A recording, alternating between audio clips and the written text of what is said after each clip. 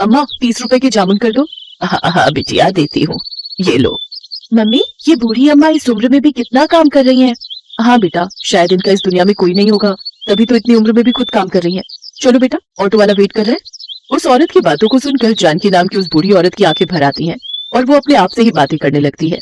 हाँ, आज मैं इस दुनिया में अकेली हूँ, पर कल तक मैं अकेली नहीं थी, मेरा भी परिवार था। पर सुनो जी, पापा को गए 1 महीना हो गया, पर तुम्हारी माँ अभी तक सदमे से बाहर नहीं आई। घर के सारे काम मैं करूँ और वो आराम से बैठकर रोटियां तोड़े। मैं कोई नौकरानी नहीं हूँ, तुम इन्हें किसी वृद्धाश्रम में छोड़ाओ, मैं तंग आ गई हूँ इनसे। तुम जानती भी हो सुधा, तुम क्या बोल रही हो? ये घर माँ के नाम है, अगर माँ चली गई तो उनके साथ ये घर भी चला जाएगा, फिर रहना सड़क पर। बात करती हो, लाओ मेरा टिफिन दो, मैं लेट हो रहा हूँ। विनोद काम पर चला जाता है, तभी जानकी मंदिर से आ जाती है। पोता सूरज भी साथ था। मम्मी देखो, दादी माँ और मुझे प्रसाद में खीर मिली, आप भी खाओ ना मम्मी। मुझे नहीं खानी, और चुपचाप जल्दी से खीर खत्म कर और पढ़ने बैठ। एक संडे का दिन होता है और पूरा दिन तू घूमने फिरने में लगा देता है। और माँ जी, आपको जब मैंने बोला था आज मशीन लगाकर कपड़े धोते ना, तो आपसे कपड़े तो धुले नहीं, सुबह सुबह पूजा करने मंदिर चली गई। अब मशीन लगाकर कपड़े धो लो, बड़ी मेहरबानी होगी। चिंता मत करो बहू, मैं बस मशीन लगाने ही जा रही हूँ। सुधा का यही स्वभाव था, वो अपनी सास जानकी पर अत्याचार करती थी। घर के सारे काम जानकी ही करती थी। पति के दुनिया से चले जाने के बाद जानकी पर मुसीबतों का पहाड़ टूट पड़ा। जानकी की बहू सुधा तो इसी फिराक में थी कि किस तरह से जानकी को इस घर से धक्का देकर उनके घर की मालकिन बन जाए, और उसे मौका मिल ही गया। अरे मैं मर गई, ये गर्म पानी बाल्टी में किसने रखा था? मेरा हाथ जल गया। जरूर ये काम माँ जी का है, वो तो चाहती है कि मैं मर जाऊं और उन्हें इस घर में आराम से रहने को मिले। क्या हुआ सुधा, तुम्हारा हाथ कैसे जल गया? ये सब तुम्हारी माँ के कारण हुआ है। उन्होंने ही जानबूझकर बाल्टी में गर्म पानी भरकर रखा था ताकि मैं नहाने जाऊं तो मैं जल जाऊं। अब मैं इस घर में एक पल भी नहीं रहूंगी, मैं जा रही हूँ यहाँ से। माँ, आपको शर्म आनी चाहिए, आपकी वजह से आज मेरा घर परिवार टूट रहा है। आप कहीं चली क्यों नहीं जाती हो? मेरी इसमें कोई गलती नहीं विनोद बेटा, मुझे तो बहू ने ही कहा था कि उसे गर्म पानी से नहाना है, और मैंने उसे कहा भी था कि बाल्टी में गर्म पानी मैंने रख दिया है। मुझे नहीं पता कि ये बहू ऐसा क्यों कर रही है। तुम बेकार में ही मुझ पर नाराज हो रहे हो। हाँ हाँ, मैं ही झूठी हूँ, आप ही सच्ची हो। रहो अपने बेटे के साथ, सूरज स्कूल से आ जाए तो मैं उसे लेकर चली जाऊंगी। चिंता मत करो सुधा, मैं कोई ना कोई इंतजाम कल तक कर ही लूंगा, पर माँ इस घर में नहीं रहेगी। विनोद काम पर चला जाता है और सुधा अपने कमरे में जाकर सो जाती है। कुछ देर बाद सूरज स्कूल से आता है, तब उठती है। मम्मी दादी कहाँ हो सब? अरे मेरा राजा बेटा आ गया, चल तू बैठ, मैं तेरे लिए अभी खाना लगाती हूँ। माँ जी, खाना बन गया या नहीं? अरे ये कहाँ चली गई? मम्मी दादी कहाँ चली गई? उन्होंने मुझे बोला था आज वो मुझे पार्क में झूला झुलाने ले जाएंगी। सुधा पूरे घर में देखती है पर उसे कहीं भी जानकी नजर नहीं आती। वो विनोद को फोन मिलाती है। विनोद घर आता है। विनोद, सूरज माँ जी से मिलने के लिए रो रहा है, अब उसे कैसे समझाए? चिंता मत करो सुधा, मैं सूरज को समझाता हूँ। सूरज बेटा रोते नहीं है, तुम्हारी दादी जी हरिद्वार गई हैं, वहाँ एक बहुत बड़ी पूजा होने वाली है, इसलिए उन्हें आने में थोड़ा समय लगेगा। कुछ दिनों बाद तुम्हारी दादी आ जाएंगी, ठीक है? सुधा और विनोद किसी तरह सूरज को समझा देते हैं, पर वो दोनों जानकी के बारे में कुछ भी पता करने के बारे में नहीं सोचते। जानकी सड़कों पर अकेली बेसहारा घूम रही थी। जानकी के पास जो थोड़े बहुत पैसे थे वो लेकर वो दूसरे शहर आ गई और एक झुग्गी में रहकर अपना गुजारा करने लगी। अब तो बहुत से झुग्गी वाले जानकी को जानते थे। जानकी को घर से निकले आज 10 साल हो गए। पिछले 10 सालों से जानकी अपने परिवार से दूर है, पर विनोद और सुधा ने उसे ढूंढने तक की कोशिश नहीं की। गर्मियों का सीजन आया तो जानकी ने मंडी से जामुन खरीदे और जामुन बेचने लगी। आज 80 साल की उम्र में जानकी इस दुनिया में परिवार के होते हुए भी अकेली है और आज भी खुद से कमाकर अपनी जिंदगी गुजार रही है। जानकी काकी, घर चल रही हो? मैं घर ही जा रही हूँ।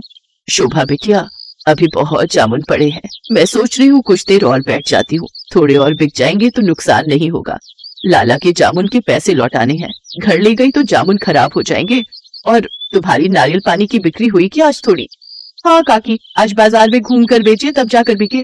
मैं तो कहती हूँ मुझे दे दिया करो बेचने के लिए, पर तुम मानती कहाँ हो काकी? नहीं बिटिया, तुझे भी तो अपने घर का ख्याल रखना है, तू भी तो कितनी मेहनत करती है ना। तेरे बापू की तबीयत ठीक नहीं रहती, माँ भी तो घरों में काम करती है, कम से कम तू मेहनत करके घर को चला लेती है, ये बहुत बड़ी बात है बिटिया। चिंता मत कर, मेरी बूढ़ी हड्डियों में बहुत ताकत है। जिंदगी के दुखों ने मेरे शरीर को मजबूत बना दिया है। तुमसे बहुत कुछ सीखने को मिलता है काकी। अच्छा मैं घर चलती हूँ, फिर तुम आराम से आ जाना। जानकी को जामुन बेचते रात हो गई। उसके पास अभी भी जामुन बचे हुए थे। तभी उसके पास एक गाड़ी आकर रुकती है। अरे यार, जामुन खाने का बहुत मन हो रहा है, चल ना उन अम्मा से जामुन लेते हैं। एक काम कर, तू जल्दी से जाकर ले आ, मैं गाड़ी साइड लगाता हूँ। अम्मा 50 रुपए के जामुन कर दो। अभी करती हूँ बेटा। अम्मा मेरे पास 500 का नोट है, आपके पास खुले होंगे?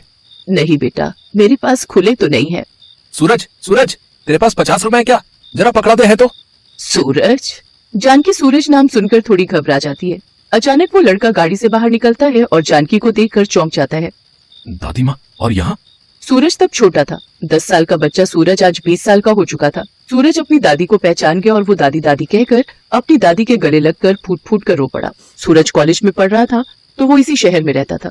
सूरज को जानकी से सारी बात पता चलती है और वो भी अपने पोते से लिपट कर खूब रोती है। इसके बाद जानकी सबसे विदा लेकर अपने पोते सूरज के साथ अपने शहर अपने घर पहुंचती है।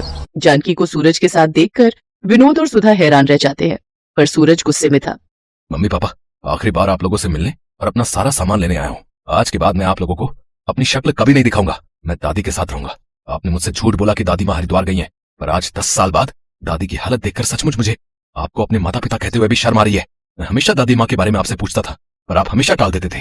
कहीं ऐसा ना हो जैसा आपने दादी माँ के साथ किया है ना, कल आपके साथ ऐसा हो जाए। पर नहीं, आपके साथ ऐसा कुछ नहीं होगा, क्योंकि मैं तो आप दोनों के साथ अपने सारे रिश्ते तोड़कर दादी माँ के साथ जा रहा हूँ। नहीं सूरज बेटा, ऐसा मत कर, हम तेरे बिना जी नहीं पाएंगे। हमें माफ कर दो सूरज बेटा, ऐसा मत करो, तुम हमारे बुढ़ापे का सहारा हो। अच्छा, तो दादी माँ के बुढ़ापे का सहारा भी तो आप ही थे ना, तब आपने क्यों नहीं सोचा मैं आप दोनों की नहीं सुनूंगा, मैं दादी माँ के साथ जा रहा हूँ। सूरज जानकी के साथ वापस जाने लगता है। तभी सुधा और विनोद रोते बिलखते जानकी के पैरों में गिर जाते हैं। बाजी, बाजी मुझे माफ कर दो, मुझसे गलती हो गई बाजी। माँ सूरज को समझाओ ना माँ। जानकी वहीं रखी एक कुर्सी पर बैठ जाती है। नहीं सूरज बेटा, अब मुझे किसी डॉक्टर की जरूरत नहीं। मैं अपने पोता और बेटा बहू से मिल ली। अब जीने की इच्छा नहीं सूरज बेटा। अपने माता पिता को माफ कर देना, अपने माता पिता की खूब सेवा करना। माता पिता का आशीर्वाद भगवान का आशीर्वाद होता है। हमेशा खुश रहना बच्चों। इतना कहते ही जानकी की गर्दन एक ओर लुढ़क गई। ऐसा लग रहा था मानो वो अपने बेटा बहू और पोते से मिलने के लिए ही अब तक इस दुनिया में जिंदा थी। विनोद और सुधा की आंखों में शर्मिंदगी के आंसू थे। सूरज अपनी दादी से लिपटकर बहुत रोता है। आज उसकी दादी गरीबी में जिंदगी के दुखों को झेलते हुए इस दुनिया से जा चुकी थी।